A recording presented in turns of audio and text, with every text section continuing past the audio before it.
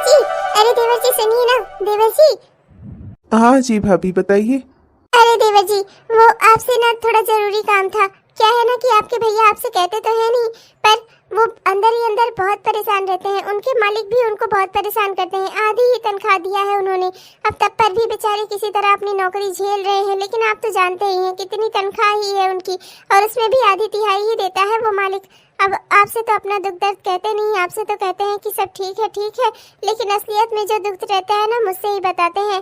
अब की तो उन्होंने बहुत कम पैसे भेजे हैं, और फिर मेरे दोनों बच्चों का स्कूल भी है। आप तो जानते हैं प्राइवेट स्कूल में कितनी फीस लगती है। दोनों बच्चों के स्कूल से फोन आया था कि बच्चों की स्कूल फीस भरनी है। अब मैं क्या करूं, मेरे पास तो एकदम पैसे ही नहीं है। घर का खर्च भी चलाना मुश्किल हो रहा है, जैसे तैसे करके ही चला रही हूँ। महीना भर हो गया, पैसे खत्म हो गए और महीना खत्म होने नहीं आता। तो देवर जी, आपसे बस यही काम था कि कहीं से कुछ पैसों का जुगाड़ हो पाएगा क्या? मैं उधार पैसे लेना चाहती हूँ, कुछ समय में लौटा दूंगी धीरे धीरे करके। जैसे आपके भैया देते जाएंगे ना, उसी में से 1-1 हजार करके बचा बचा के वापस कर दूंगी आपको। अरे भाभी, आपको मुझसे पैसे मांगने के लिए सोचना थोड़े ही है। अरे आप मेरी भाभी हो, आपको जो चाहिए जो जरूरत हो आप मुझसे बताओ, मैं भला आपको नहीं दूंगा? ऐसा हो सकता है क्या? भाभी वो क्या है ना कि आपकी महीने तनख्वाह ही नहीं आई थी, बहुत दिक्कत में पड़ गया था मैं। लेकिन अब जैसे तैसे बात हो गई है, सैलरी आ गई है। मैं बस अभी जा रहा हूँ, बैंक से निकाल के ले आकर शाम को आपको दे दूंगा, पूरी की पूरी तनख्वाह दे दूंगा। पूरी की पूरे 65,000 आप रख लेना भाभी, और जैसे मन करेगा वैसे खर्चा चलाना। क्या कहूँ ही देवर जी, मांगना अच्छा तो नहीं लगता, पर अब क्या करूँ, बच्चों को पढ़ाना भी तो है और घर का खर्च भी इतना है, इसीलिए कहना ही पड़ता है। अरे भाभी, आज तक आपको मांगने की कभी जरूरत पड़ी है? हमेशा मैं पहले ही दे दिया करता था। बस अब की ही मेरे हाथ थोड़ा तंग हो गए क्योंकि तनख्वाह आई ही नहीं थी। अब आ गई है, अब कोई दिक्कत की बात नहीं है। शाम तक तनख्वाह आपके हाथों में होगी। शाम तक तनख्वाह मेरे हाथों में होगी? पूरे के पूरे 65,000! वाह, क्या दिमाग पाया है मैंने। चलो जल्दी से अपनी सहेलियों को फोन कर दूं, कल सबको मिलूंगी। बढ़िया बढ़िया से साड़ी और ज्वेलरी जो खरीदनी है। हाँ, कितना टाइम लग गया आज ऑफिस में, कितना थका हुआ हूँ मैं। बस यही मन कर रहा है कि कोई एक कप चाय ले आए, पर अब भाभी से क्या ही कहूँ। भाभी अपना टीवी देख रही हैं, बच्चे अपना पढ़ लिख रहे हैं, तो किससे जाऊंगा ही मांगने। और थकान इतनी लगी है कि दिल ही नहीं कर रहा है कि मैं खुद जाकर पीऊँ। तो एक काम करता हूँ, पहले सो ही जाता हूँ। उठूंगा फिर देखूंगा, कुछ खाने का मन होगा तो खाऊंगा, नहीं तो फिर से सो जाऊंगा। अरे बुआ जी, आप यहाँ? कुछ काम था क्या बुआ जी? अरे वैसे तो गांव वाले घर में सब हम लोग मिल ही जाते हैं, आपको यहाँ शहर आने की क्या जरूरत थी बुआ जी?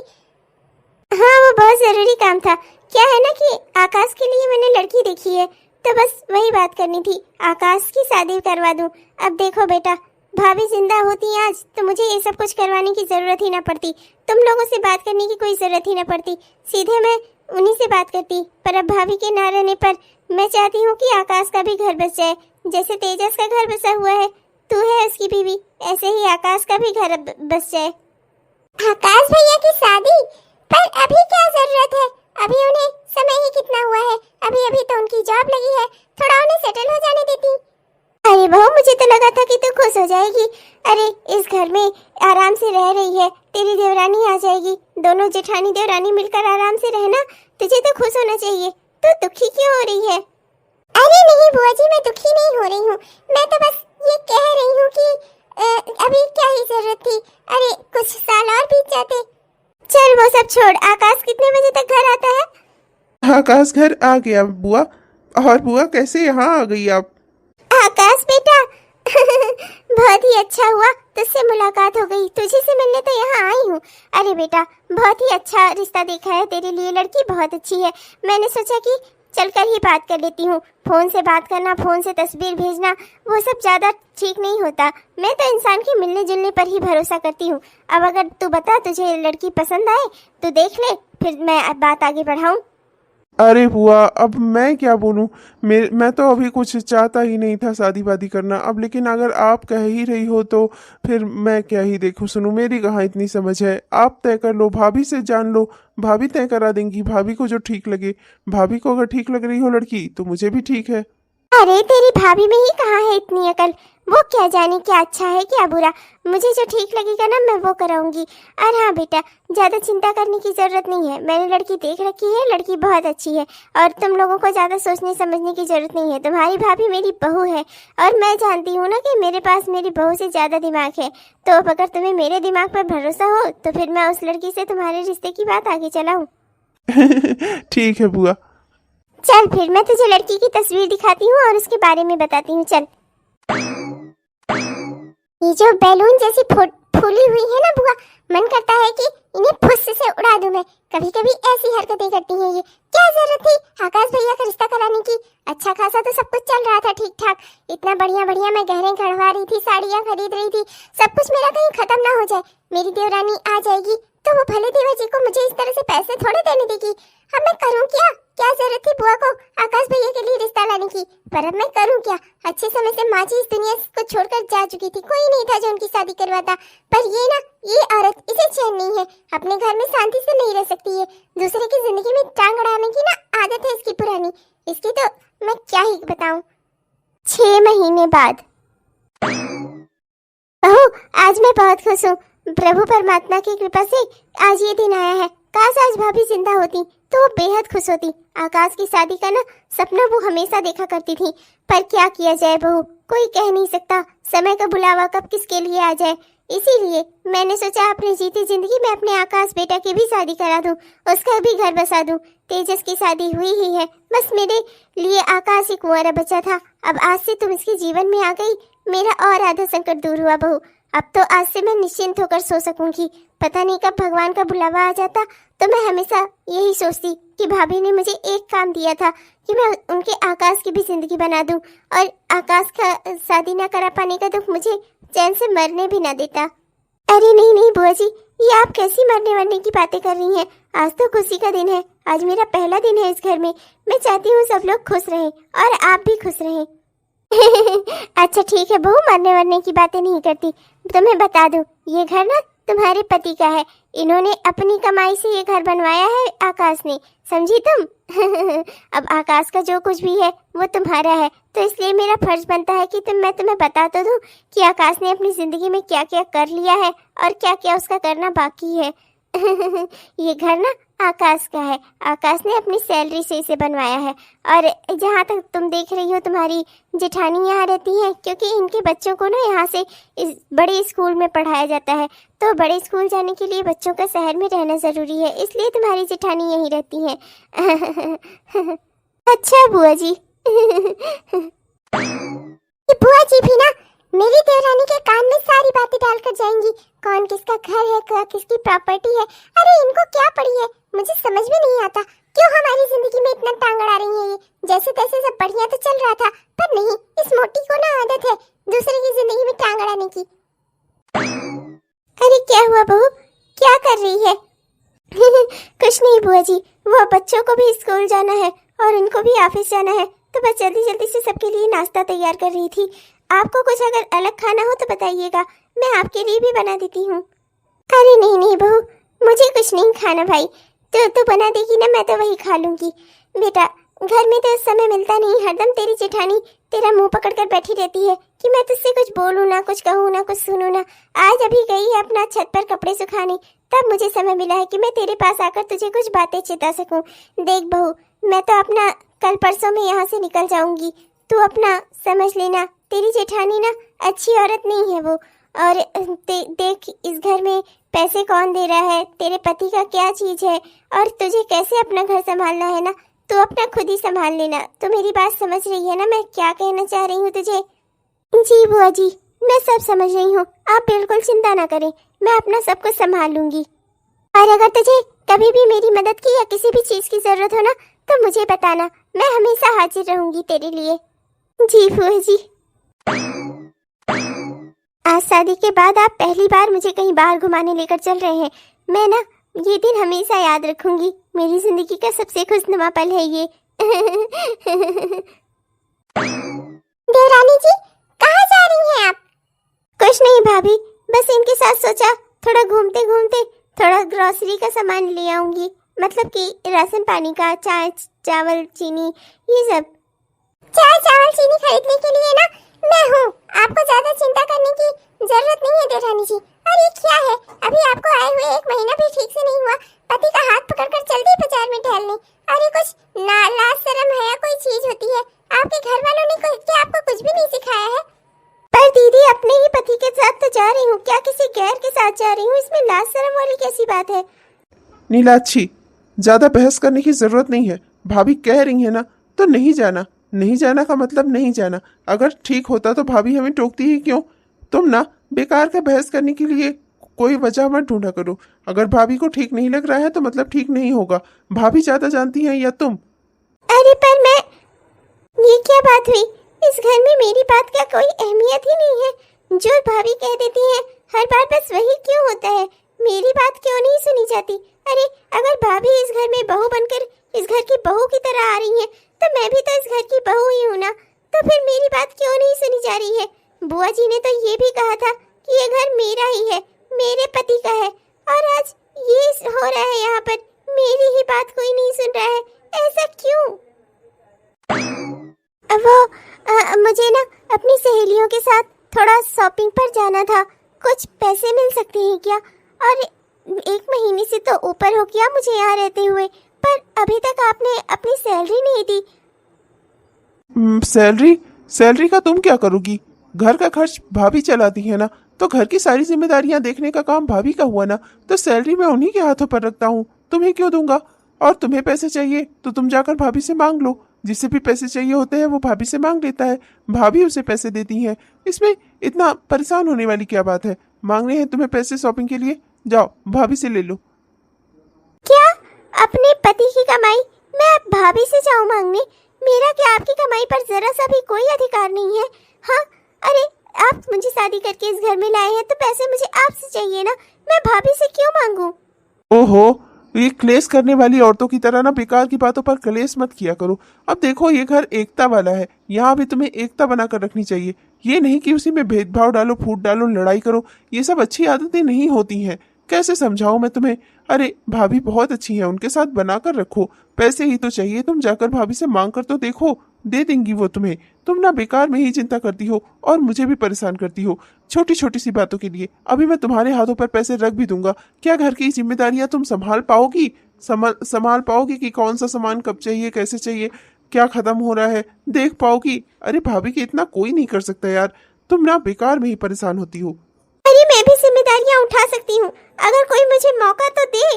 मुझे तो कहा गया था कि आपकी कोई नहीं है, आपकी माँ नहीं है, और यहाँ आकर मुझे पता चल रहा है कि आपके लिए आपकी भाभी ही सब कुछ है।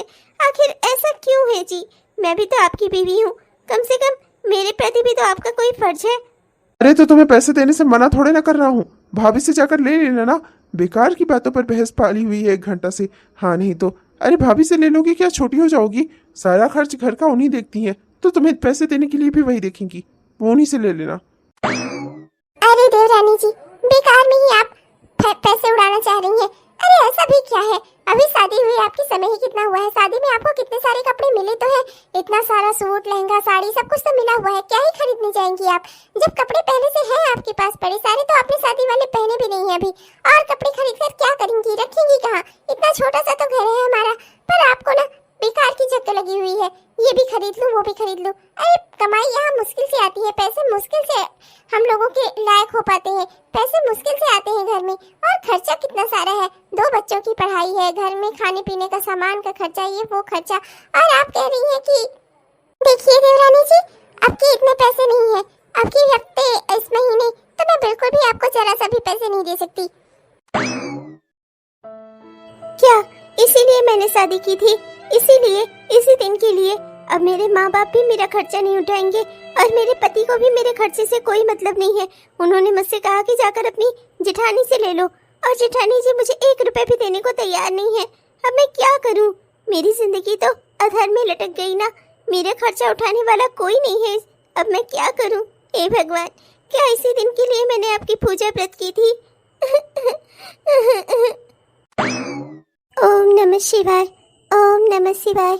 हे भगवान भोलेनाथ, आज मेरे पास इतने पैसे भी नहीं है कि मैं आपके लिए कुछ फूल माला, बेलपत्र वगैरह ला सकूं, आपके लिए कोई प्रसाद ला सकूं। इतने पैसे नहीं है मेरे पास, यहाँ मुझे जंगल की तरफ, रास्ते की तरफ ये बेल का पेड़ मिला, उससे यही एक बेल पत्ता ही ला पाई हूँ आपके लिए। प्रभु, इसी में आप खुश हो जाना। शादी से पहले मैं कितनी पूजा किया करती थी और शादी के बाद मुझे यहाँ फूल माला तक नहीं मिल रहा है। मेरे पास आपको प्रसाद चढ़ाने के तो पैसे नहीं है भगवान, पर मैं इतना जानती हूँ कि प्रसाद से ज्यादा आप मन की भावनाओं से खुश होते हैं। भगवान, मेरे मन में आपके लिए हमेशा हमेशा ही पूजा का भाव रहा है, श्रद्धा का भाव रहा है। हे भोलेनाथ, मेरे ऊपर इतनी कृपा कर दीजिए कि मेरे पति को सद्बुद्धि आ जाए, मेरे पति अपना घर परिवार भी देखे, अपने भाभी के चंगुल से वो बाहर आ जाए, मेरे पति मुझ पर भी ध्यान देने लगे। हे भोलेनाथ, कितनी कृपा कर दीजिए, मुझे भी सद्बुद्धि देना भगवान कि मैं जो भी करूं उस कार्य में मुझे सफलता प्राप्त हो। 3 तल्ले वाली झुमकी, ये तो मेरा सपना था। आज मेरा ये सपना भी पूरा हो गया।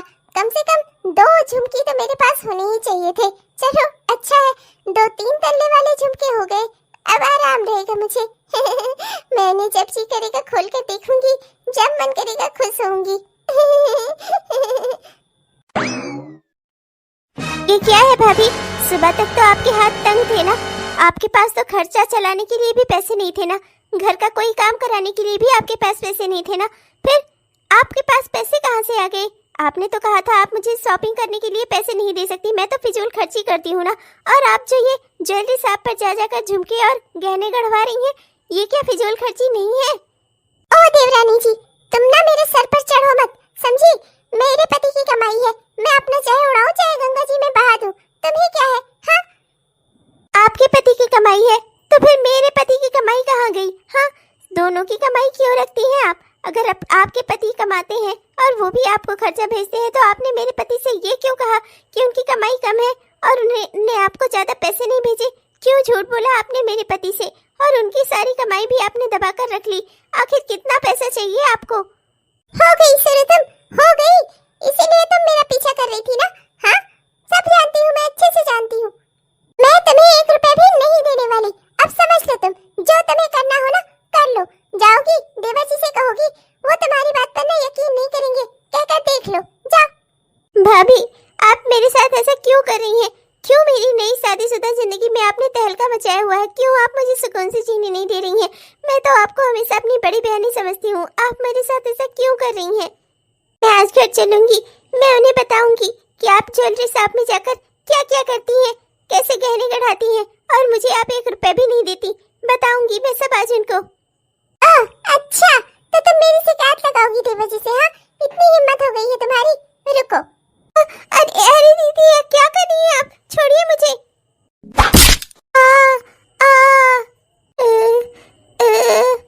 मिल गए पैसे? हाँ, कि और चाहिए? और चाहिए हो तो बताना, और दे दूंगी। बड़ी आई थी, मुझसे पैसों का हिसाब लेगी, मुझसे। मैं अपने पैसों का चाहे जो करूं, देवर जी के भी पैसे मेरे हैं और मेरे पति के भी पैसे मेरे हैं, मैं उनका चाहे जो करूं। तुम कौन होती हो मुझसे हिसाब लेने वाली? लापरवाही की भी कोई हद होती है आकांक्षा। जब तुम्हें सड़क पर चलना नहीं आता तो निकल क्यों गई थी सड़क पर? हाँ, घर में ही रही होती। आते ही, अभी शादी को तुम्हारे कितना ही दिन हुआ है, आते ही अपना एक्सीडेंट करवा लिया तुमने। तंग आ गया हूं मैं तुम्हारी गैर जिम्मेदाराना हरकतों से। भाभी को देखो, भाभी से सीखो। देखो, उन्होंने पूरा घर संभाल कर रखा है और तुम अपने आप को ही नहीं संभाल पा रही हो। मैं क्या करूं ये देवर जी, 2 पल को मैं घर से बाहर क्या गई, ये भी अपना निकल गई। ये तो अच्छा हुआ कि किसी ने इसको घर पहुंचा दिया दवाई वाई करवा कर, वरना सोचिए क्या से क्या हो सकता था। अगर कोई कार वार कुचल गई होती तो अब तक तो। अरे बस बहू, क्या नाप से नाप मुंह से निकाली जा रही है? अरे एक्सीडेंट तो किसी का भी हो सकता है, उसमें इस बेचारी की गलती कहाँ है? क्या ये रोड पर न चली? अरे शादी से पहले भी तो ये रोड पर चलती रही होगी, तब तो इसका कभी एक्सीडेंट नहीं हुआ। अब ये तो इत्तेफाक की बात है कि शादी के बाद ही इसका एक्सीडेंट हुआ। अरे किसी का भी एक्सीडेंट हो सकता है, इसमें इतनी बड़ी बात क्या हो गई है? आ गई ये फिर इसका पक्ष लेने। मुझे तो मन करता है इस मुटका को मैं जान से ही मार दूं, पर करूं क्या?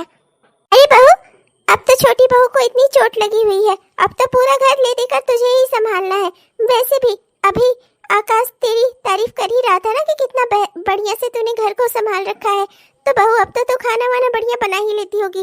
जा कुछ बढ़िया सा हेल्दी सा दलिया वलिया बना ला, मैं अपनी बहू को खिलाऊं। बेचारी कितनी कमजोर हो गई है। साथ में हल्दी वाला दूध भी ले आना। जा। जी माँ जी, सब कुछ डालकर दूध ले आऊंगी। जहर न डाल दूं उस दूध में, पी के दोनों मुटका और उसकी बहू दोनों स्वर्ग सिधार जाए। मैं तुम्हारे लिए कुछ दवाइयाँ लेकर आता हूँ। बहू, तू बाहर क्यों निकली थी और तेरा ये इतना बड़ा एक्सीडेंट कैसे हो गया? क्या हुआ था बेटा?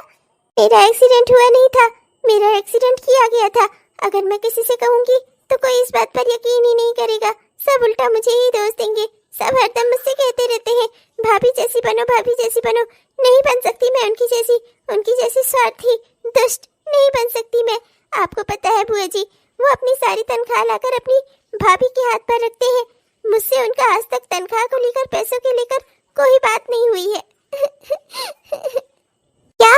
तो बहू तुझे मुझे ये बात पहले बतानी चाहिए थी।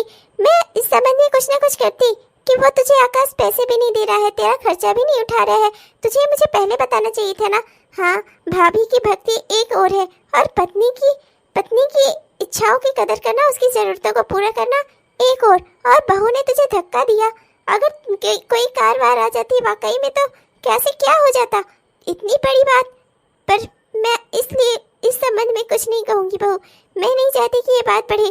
तेजस बहुत ही कानून वाला आदमी है। अगर उसके आगे ये बात खुल गई कि बड़ी बहू ने तुझे धक्का दिया था सड़क पर, तेरा एक्सीडेंट किया था, तो तेजस उसे जेल भेज देगा। और उसके 2 छोटे बच्चे हैं बहू, इसलिए मैं ये नहीं चाहती, इसलिए मैं ये बात तो नहीं खुलने दूंगी। पर मैं तुझसे वादा करती हूँ कि मैं तेरी जेठानी को तेरी जिंदगी से जरूर निकाल दूंगी। कोई बात नहीं बुआ जी, मैं भी ये नहीं चाहती कि 2 बच्चों के सर से उनकी माँ का साया हटे। मैं जानती हूँ कि जेठानी जी इस समय पागल हो चुकी हैं पैसे के पीछे। भाभी को बस सिर्फ पैसा ही पैसा दिखता है, इसके लिए वो किसी के साथ भी कुछ भी कर सकती हैं। बस मैं इतना चाहती हूँ कि वो मेरा परिवार बख्श दें। मेरा घर परिवार अभी बसा भी नहीं है और उनकी वजह से उजड़ पहले जा रहा है। बुआ जी, अगर आप मुझे उनसे आजाद करवा देंगी ना, तो मैं आपका कोटि कोटि धन्यवाद करूंगी बुआ जी। तो चिंता मत कर बहू, मैं तुझसे वादा करती हूँ तेरी जेठानी को 4 दिनों के अंदर अंदर इस घर से हटा न दिया ना, तो मेरा नाम भी शकुंतला देवी नहीं। अरे बड़ी बहू, ओ बड़ी बहू, जरा यहाँ आना तो।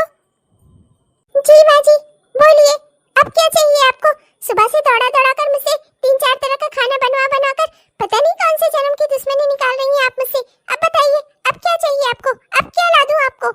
बहू, अब छोटी बहू अगर बेड रेस्ट पर है तो इस घर की साफ सफाई किसकी जिम्मेदारी है? तेरी ना। और ये पूरा घर गंदा हुआ पड़ा है। अरे ऐसे साफ करेगी तू? इतनी गंदगी भी रहती है तू? हद हो गई है।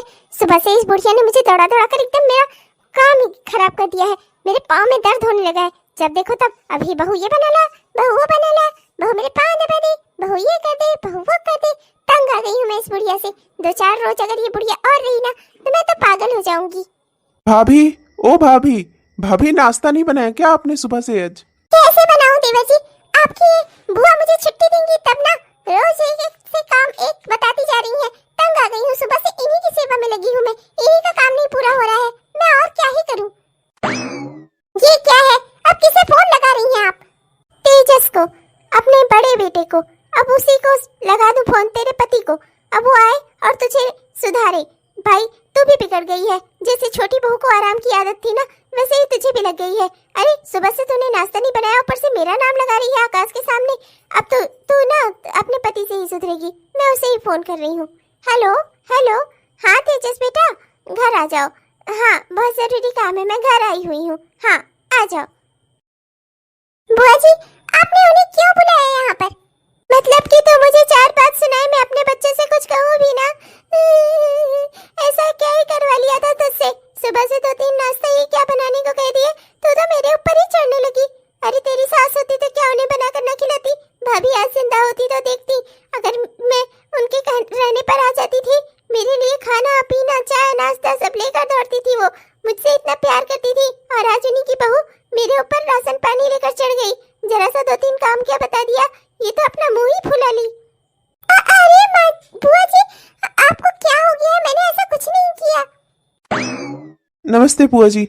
बुआ आप आई हुई हैं, आपने मुझे पहले क्यों नहीं बताया? अरे मैं अपने काम से छुट्टी लेकर यहाँ चला आता, कुछ दिन आकर यहीं रह लेता। क्या हुआ बुआ, आप यहाँ क्यों आ गई? आप मुझे बताई होती, मैं आपको यहाँ ले आता शहर घूमने का, अगर आपका मन था तो। आई भी हूँ और जा भी रही हूँ। तेरी बीवी मुझे बनाकर खिलाने में ही थकी जा रही है। अरे छोटी बहू रहती है तो वो आराम से मुझे बना खिला देती है, पर तेरी बीवी को मैं बोझ लगी। 2-4 दिन यहाँ रुक के गई, इसने तो अपना मुंह ही फुला लिया। ऊपर से आकाश के सामने हर चीज का, अपनी हर गलत आदतों का जिम्मेदार मुझे ठहरा रही है। हाँ भैया, अब मेरी भाभी तो जिंदा है नहीं। अब तुम लोग दोनों बच्चे मेरे साथ चाहे जो व्यवहार करो। भाभी जिंदा रहती थी, उनके रहने पर कम से कम मुझे इस बात का तो सुकून था कि माँ के बाद भी अगर मैं इस मायके चली आती थी ना, वो मुझे देखकर कभी दुखी नहीं होती थी। ये बुआ क्या कह रही हैं? क्यों किया तुमने ऐसा? हाँ, मैं सच कह रही हूँ, मैंने ऐसा कुछ नहीं किया। जाने दे बेटा, बहू है मेरी, मैं जानती हूँ। यहाँ घर पे इतना काम पड़ता है इसे ना, अकेली हो गई है एक तो। इसकी देवरानी को भी चोट लग गई, उसका एक्सीडेंट हुआ है, वो बेड रेस्ट पर है, अकेली पड़ गई ना ये, तो इसलिए अब इससे घर के काम होते नहीं, डिस्टर्ब रहती है ये। बेटा मैं तो कह रही हूँ इसे कुछ दिन अपने साथ ले जा। वहाँ तू अपना किराए के घर में रहता ही है, इसको भी ले जा वहीं। कुछ दिनों तक तेरे साथ रहेगी ना, खुश हो जाएगी। वैसे भी भाभी तो अब जिंदा है नहीं, जिसको करने खिलाने के लिए यहाँ पर रहे। और आकाश की बीवी आ ही गई है करके खिलाने के लिए।